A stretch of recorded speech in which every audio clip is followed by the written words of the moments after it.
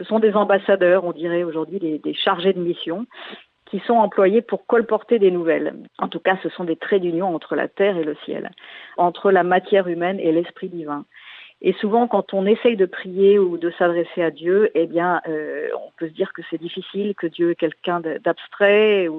Et bien, c'est pour ça qu'on a ces anges et qu'on les a incarnés dans des tas d'images. On leur donne des ailes, on leur donne une auréole, on les habille en blanc en général, voilà, parce que ils nous paraissent plus proches. Hein, voilà, c'était aussi la raison pour laquelle c'était plus facile de leur faire aussi une déclaration d'amour, si on peut dire. Parce que ils ont l'air familiers. Hein. Souvent, ils sont d'ailleurs assez juvéniles. Ils ont une tête plutôt sympathique. Et on les représente comme des amis un peu. Hein. Podcast by Tendance Ouest. Bonjour à tous et merci de votre fidélité. Cette semaine, je vous emmène faire un tour avec les anges sur Tendance Ouest dans Des bouquins dans les poches. Ils sont apparus en Mésopotamie au 3e millénaire avant notre ère. Les anges accompagnent la foi des croyants, ils peuplent la Bible, nourrissent la créativité des artistes et sont très présents dans la tradition populaire. Nous allons parler de ces êtres célestes avec une journaliste, écrivaine et éditrice qui vient de publier une petite déclaration d'amour aux anges, nos compagnons de route aux éditions Suzac. Bonjour Gaëlle Delabrosse. Bonjour. Et merci beaucoup d'avoir accepté notre invitation en cette semaine sainte pour parler des anges. Avant de nous dire pourquoi vous déclarez votre flamme aux anges, pouvez-vous nous présenter vos amis? C'est une grande famille avec une hiérarchie, des fonctions très précises. Alors on va peut-être pas rentrer dans ces fonctions précises, mais en tout cas, c'est quoi un ange?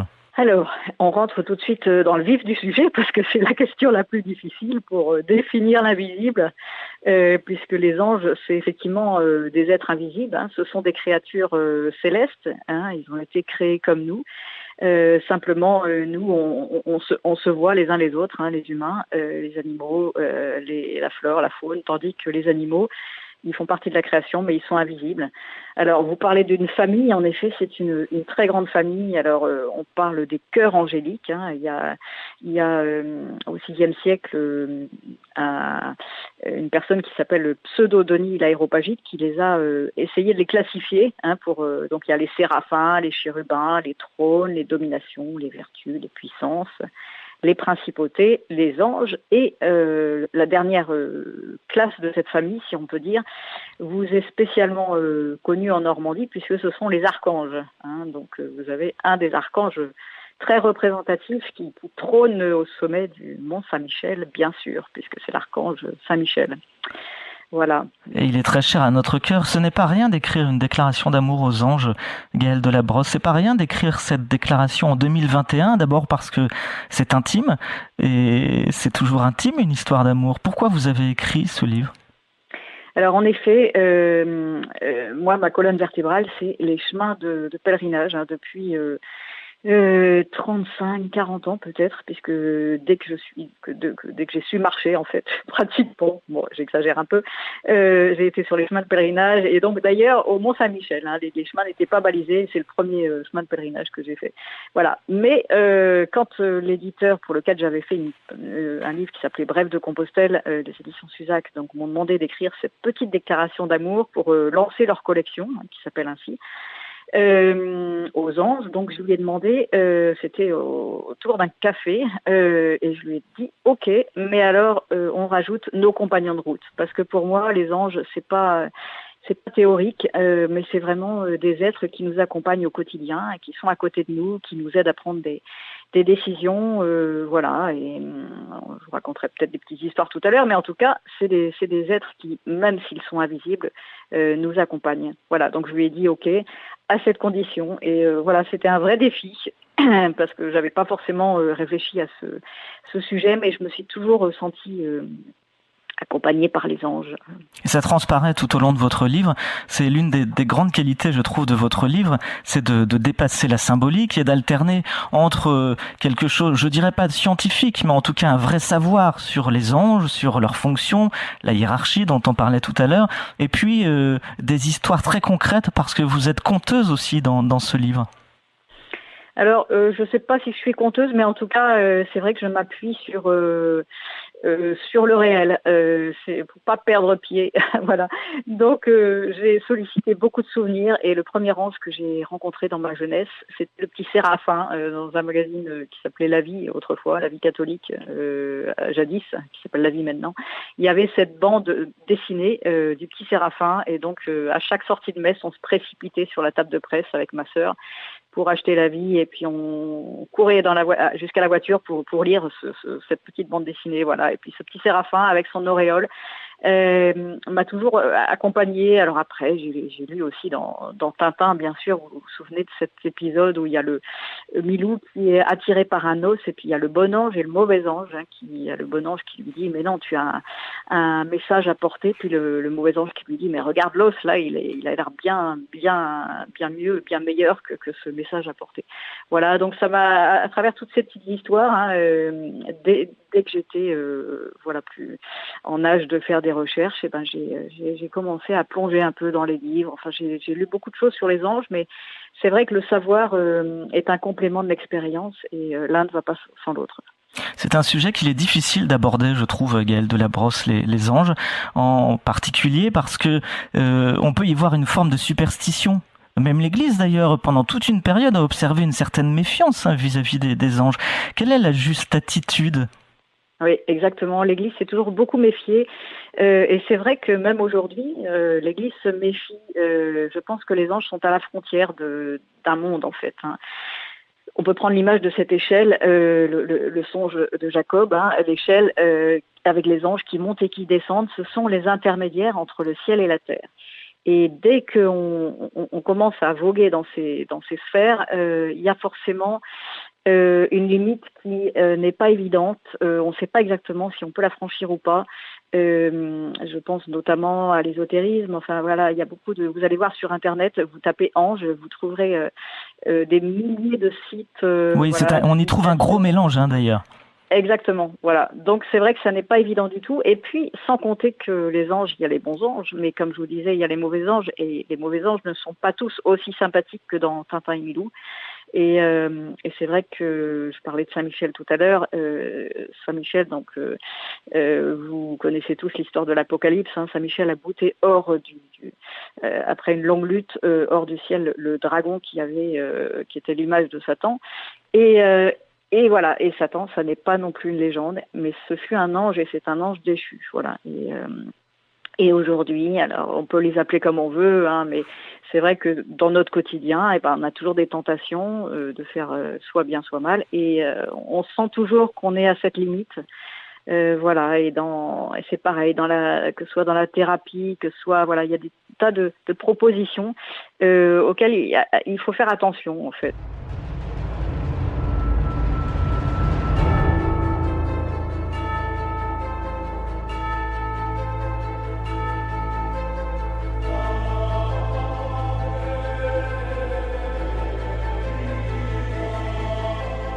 Podcast by Tendance Ouest.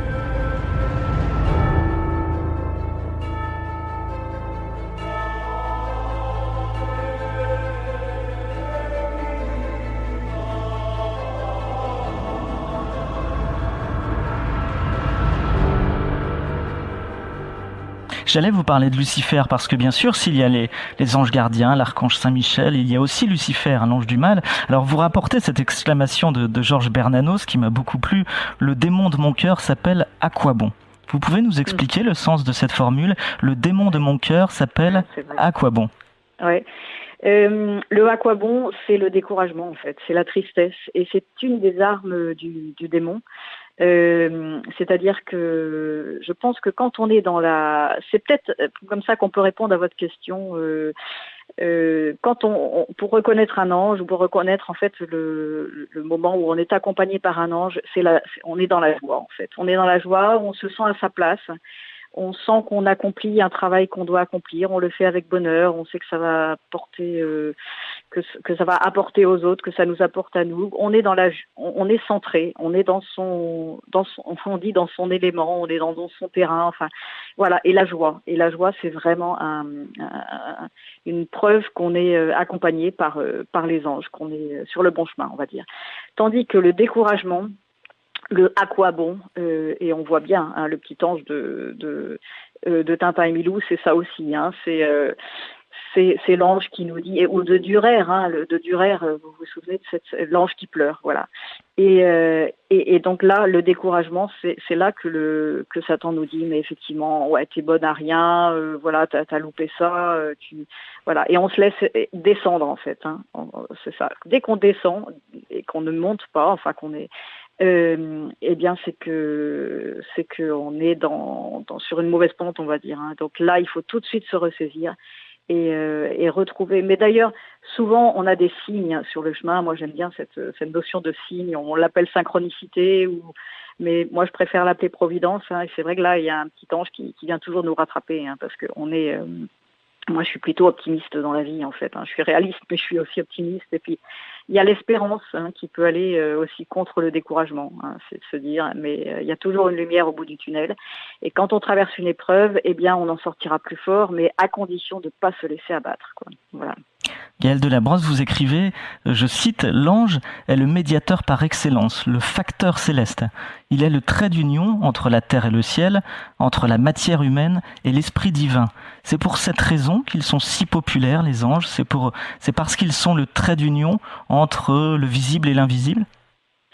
Oui, on peut rappeler l'étymologie du mot ange. Ça vient de l'hébreu malak, et qui était traduit en grec par agélos et en latin par angelus. Angelus, ça vous dit quelque chose parce que tout le monde connaît l'Angélus de Millet. Et bien, l'Angélus de Millet, le mot ange, angelus, donc ce mot angelus qu'on entend d'ailleurs sonner à l'église 3 fois par jour, ce sont les premiers mots de l'angelus, l'ange fit son annonce à Marie. Donc ce sont les premiers mots de l'annonciation en fait. Voilà. Tout ça pour dire que l'ange signifie l'angelus, l'agélos ou le malak en hébreu signifie messager. Donc ce sont des ambassadeurs, on dirait aujourd'hui des chargés de mission, qui sont employés pour colporter des nouvelles. Donc c'est pour ça que je disais que c'était un facteur céleste. En tout cas, ce sont des traits d'union entre la terre et le ciel, entre la matière humaine et l'esprit divin. Et souvent, quand on essaye de prier ou de s'adresser à Dieu, eh bien, on peut se dire que c'est difficile, que Dieu est quelqu'un d'abstrait. Et eh bien, c'est pour ça qu'on a ces anges et qu'on les a incarnés dans des tas d'images. On leur donne des ailes, on leur donne une auréole, on les habille en blanc en général, voilà, parce que ils nous paraissent plus proches. Voilà, c'était aussi la raison pour laquelle c'était plus facile de leur faire aussi une déclaration d'amour, si on peut dire.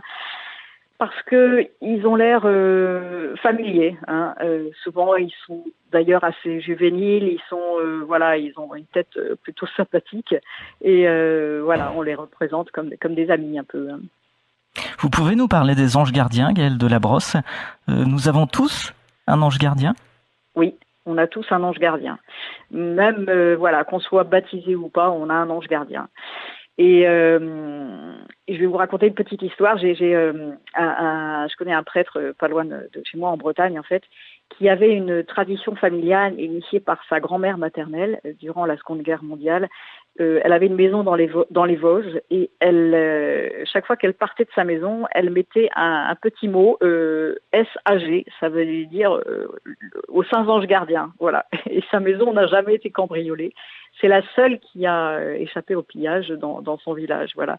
Tout ça pour dire que si on croit à la présence de l'ange gardien, eh bien, on sentira sa présence, voilà. Et vraiment, je vous assure, moi, j'ai écrit ce livre et la proposition m'a été faite de l'écrire après le décès de mon père, où j'ai eu une amie qui m'avait mis sur un réseau social.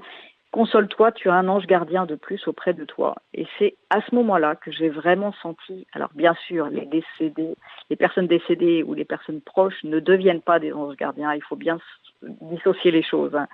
Mais ils sont comme des anges gardiens auprès de nous. Et c'est vrai que ces anges gardiens, moi, ont été d'un secours pendant toute cette année de deuil. Je les ai vraiment sentis auprès de moi, je les ai senti m'accompagner aussi dans des décisions où j'ai écrit ce livre grâce à ça et pendant le confinement d'ailleurs je les ai sentis aussi très très proches. Alors c'est difficile de raconter ça parce qu'on peut paraître un peu illuminé, mais c'est une présence en fait, J'aime bien utiliser le mot de petite musique intérieure, si vous voulez. C'est une petite musique intérieure qu'on sent en soi, ou une main qui nous accompagne, qui nous, voilà, au moment où justement vous parliez tout à l'heure de découragement, au moment où on va se laisser décourager, eh bien ils sont là. Voilà. Donc c'est notre ange gardien et c'est ce qui nous aide aussi à regarder vers l'avant, Ultreia, comme disent les pèlerins, les pèlerins de Saint-Jacques notamment, voilà, qui nous tire vers l'avant.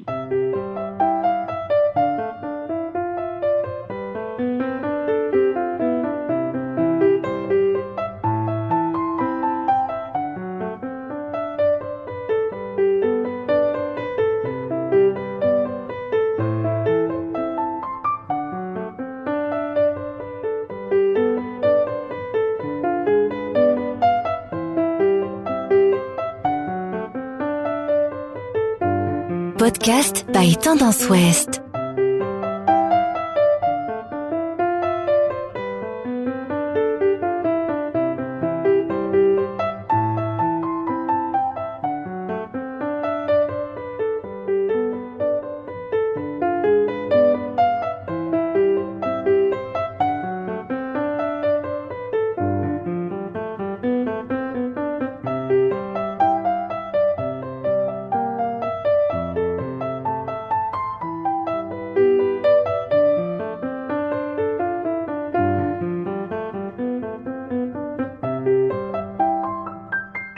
Vous racontez beaucoup d'histoires vraies dans ce livre, ça ponctue d'ailleurs tous les chapitres, et puis vous rapportez des histoires comme celle-ci. Vous dites: j'ai lu un jour en écho ces mots du pape Jean XXIII relatant la confidence que lui avait faite Pie XI en ces termes: lorsqu'il m'arrive de devoir parler avec quelqu'un que je sais réfractaire au raisonnement et où il est nécessaire de faire appel à une certaine forme de persuasion, je recommande à mon ange gardien de mettre au courant de tout l'ange gardien de la personne que je dois rencontrer. De la sorte, l'entente, une fois réalisée, le colloque se déroule dans les meilleures conditions et se trouve facilité. Et vous ajoutez: c'est très efficace, je vous conseille d'essayer. Et oui, vraiment, je vous le conseille. En fait, bon, c'est une façon aussi de parler, de dire, enfin, c'est pas une façon de parler parce que c'est réel, mais une façon de dire qu'il faut, avant d'aller, quand on a un entretien difficile avec un collègue de travail, ou quand on va voir une personne qui nous est un peu hostile, ou voilà, une discussion qu'on craint un peu, c'est une façon aussi de nettoyer les rapports, enfin de pacifier, voilà, parce que l'ange, c'est la paix, hein, et n'oublions pas, à Fatima, il y avait l'ange de la paix. Et c'est vrai que je parlais de joie tout à l'heure, et la paix est vraiment une autre preuve en fait que l'ange est près de nous en fait. Hein. Alors que on parlait tout à l'heure de Satan, de Lucifer, lui c'est au contraire le désordre en fait. Hein. Le désordre, voilà. On n'est pas en paix en fait. Donc voilà. Alors je vous conseille en effet, quand vous avez un entretien difficile avec votre patron ou avec une personne qui n'est pas sur la même longueur d'onde que vous, eh bien, mettez-vous d'abord un peu en méditation, ou en tout cas en recueillement, et puis demandez à votre ange gardien d'aller parlementer avec lui, et vous verrez, ça ira beaucoup mieux, ça sera plus facile. Depuis les années 90, Gaëlle Delabrosse, on observe un regain de spiritualité, alors qui ne veut pas dire d'ailleurs forcément un regain de pratique religieuse, hein, c'est autre chose, et pour vous, les anges ne sont pas étrangers à ce regain de spiritualité? Oui, exactement. Oui. Il y a, je ne sais pas si vous voyez ce livre qui s'appelle Enquête sur l'existence des anges gardiens, hein, qui a été vendu à 500 000 exemplaires. C'est une enquête, voilà, je détaillerai pas, mais c'est vrai que c'est très étonnant comme score de vente. Hein, aujourd'hui, un éditeur qui ferait le 10e serait déjà fort heureux. Et il y a aussi ce livre Dialogue avec l'ange qui a eu à peu près les mêmes genres de vente et qui a été traduit dans une vingtaine de langues, je crois. Et des tas de livres comme ça, en fait, qui viennent au bon moment quand on a une difficulté dans la vie. Eh bien, souvent, on tombe sur un livre et souvent c'est à propos des anges, qui nous ouvre les yeux et puis qui nous aide à continuer notre vie et souvent qui nous font des clins d'œil. Hein. Moi, on dit souvent les anges ont de l'humour, mais c'est vrai, ils nous font des clins d'œil dans la vie. Voilà, par exemple, je pense à un ange et puis quelqu'un qui me dit: tiens, tu donneras ça à Angela, tu donneras cette clé à Angela, ou bien voilà, des tas de successions comme ça de clins d'œil qui sont plutôt amusants. Voilà, mais c'est des petits signes comme ça. Les anges, oui, je crois que les anges ont de l'humour, justement. En conclusion de votre déclaration d'amour aux anges, vous leur écrivez une très belle lettre, très touchante. Vous y revendiquez le droit de croire que la trajectoire de notre vie dépend de la manière dont nous recevons ces messages. C'est-à-dire, Gaëlle Delabrosse?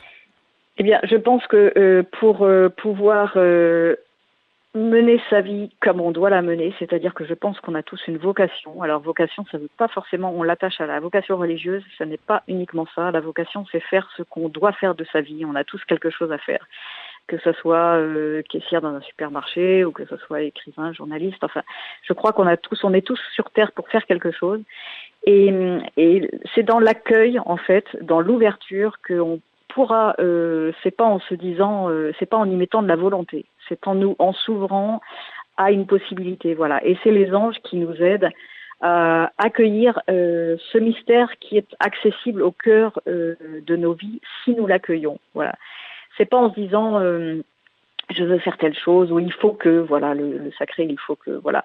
Je pense que c'est plutôt en s'ouvrant et en accueillant qu'on pourra avoir cette aide des anges qui ne demandent pas mieux que de venir à notre secours. Vos derniers mots dans cette lettre adressée aux anges sont « Mes parents m'ont appris à marcher et vous m'avez appris à voler ». Vous volez, Gaëlle Delabrosse ?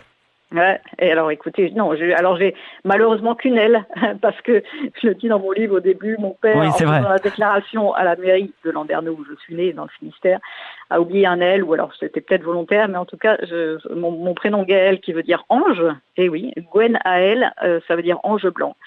Et Gaëlle est une contraction, voilà, enfin je dis Gaëlle, c'est une contraction de Gwenaël qui veut dire ange blanc, voilà. Donc c'était peut-être un signe dès le départ, mais en tout cas il a oublié un L, donc c'est pas plus mal parce que comme ça, ça me fait encore avancer et en tout cas voler, je sais pas, mais je pense qu'effectivement il faut pas, surtout en ce moment où on vit des choses vraiment difficiles, il faut pas regarder trop par terre. Il faut regarder vers le ciel et à ce moment-là, on verra une trouée dans le ciel et dans les nuages et on apercevra peut-être un brin de soleil parce qu'il y a toujours un brin de soleil dans chaque journée et dans chaque difficulté. Voilà. Merci beaucoup Gaëlle Delabrosse. Je rappelle le titre de votre livre « Petite déclaration d'amour aux anges, nos compagnons de route » aux éditions Suzac. Merci beaucoup d'avoir été avec nous. Merci à vous. Au revoir. Au revoir. Podcast by Tendance Ouest. Podcast by Tendance Ouest.